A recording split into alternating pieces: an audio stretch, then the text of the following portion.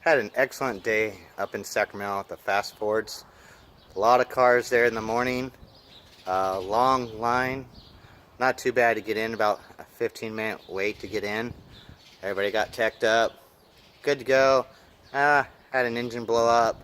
Had a car hit the guardrail. A couple car accidents, but not car accident, but you know, little problems here and there on the track. But not too bad. But took the Mustang out. Had a little fun. Yeah, she was fun. I couldn't race her that day, or today. I couldn't race her because I didn't have the battery cutoff switch, and they wouldn't let me run, and plus I don't have a cage yet, so I'm a little too fast. I should be running with the horsepower I have right now about a mid-10, and I'm about a second too fast not having a cage. And I could have ran and then let off, but it's not as fun. Why spend the 50 bucks to go race if you can't go all out? So that's what I like to do, is just go all out. Also, put the car in the dyno. I got a video, I'll be posting that. You guys will see that in a little bit. It was fun. She laid down some numbers. You guys will have to watch the video to see what she put down. And remember, this is a 302 bottom end block. Stock block at the bottom end. It's got trick flow top end kit, so it's got the heads, cam, intake, which is the wrong cam, and found out the springs for the valves are a little weak when you're putting boost to it. I ran 8 pounds of boost. I had a total of 16 degrees, or 16.25 degrees timing. I'll put more, but the reason why I didn't have as much is because my fuel lines are still stock.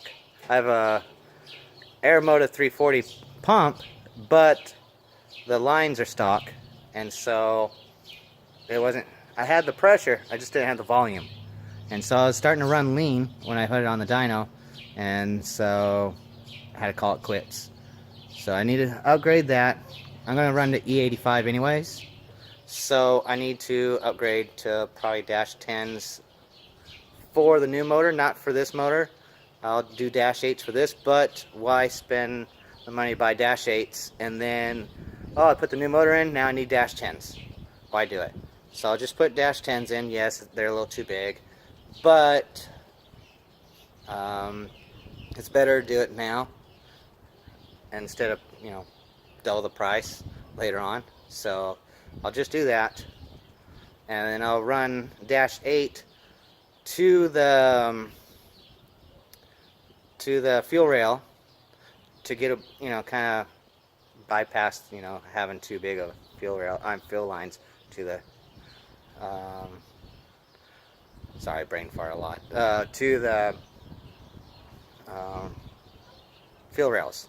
So that's the reason why I'm going to go 10 all the way to 8 to the fuel rails, and then dash 6 back to the tank.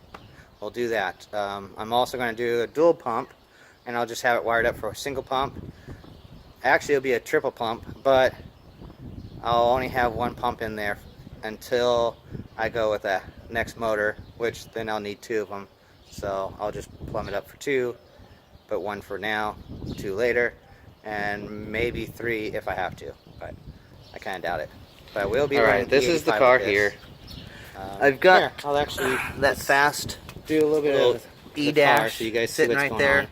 It's just about wired up, but not completely. I'll send a video of that, because you can see my computer's right there. My fast XFI 2.0. I'll show you how I wired that up.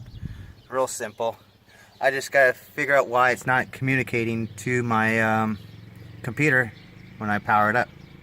Anyways, let's take this, pop this open, give you a good view of the car.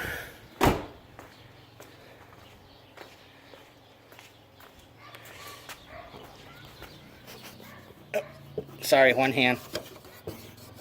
And I can't find the, there it is. There we go. A little oily. The breather valve on the back popped off and spit some oil, but we'll take care of that. Got to clean it all up. We'll take care of it. But like I said, this is a turbo car. It's the On 3 Performance 67 mil ceramic ball bearing with a billet compressor wheel. This normally spools up about, I would say, normally around 23, but I have the cutouts open right now, and holy cow, it opens up so much faster now. The car spools up so much faster. And when I put it on the dyno, it instantly went from $3,000, or actually went from $2,000 to $5,000, a matter of like a second or two. And then when it got to 5 to 55, it slowed down a little bit. That's because I'm running out of fuel. And then it took a little bit longer from 55 to 6, and then we just cut it because it was starting to get a little lean pop, and so we stopped. It got down to, it got as high as 13 to 1, or a little over 13 to 1, and so we're like, okay, cut it. But that's just because I have these stock fuel lines. If you can see, let me move this. These are stock fuel lines. There we go. They're just dinky. I heard people say, oh yeah, they're good for 500 or 600, I think. Yeah, no, they're good for about 450 on mine. Maybe Fox bodies, they're better to 500, but not the SN95s. They're a little bit smaller. If you look, their shape looks a little more rectangular, so that's probably what it is. But anyways, so I replaced all these lines so I can run E85. You see my little breather. I have a catch can that I'm going to be wiring up, or welding up. I'll take this valve cover, put it over on the other side, and take that valve cover, put it over here, so I have the breather in the back, and then take the breather out, put a probably a dash 10, I think it is. I think it's a dash 10. Weld it up, take the other side, cut a hole in it, put a dash 10, so I have my breathers in the back. And then I've decided to take my air conditioner out, lighten the car. I don't really, I have it, but I don't really use it. And I don't really drive this car too much other than going the track. But I have it. So I'll probably just take it out, lighten the car up a little bit more, take all the air conditioner stuff off, and I'll sell it. So if anybody needs a AC compressor for a 94, 95 Mustang, hit me up. I also have all the stuff inside the car, the accumulator, the heat exchanger, the evaporator, all that's going. It's all getting sold. So if you need that, hit me up. I also still have my MSD distributor. This is the fast one. I had to switch out to a dual sync, where my MSD is a single one. I need a dual for sequential fuel injection, so that's what we had to do, is that.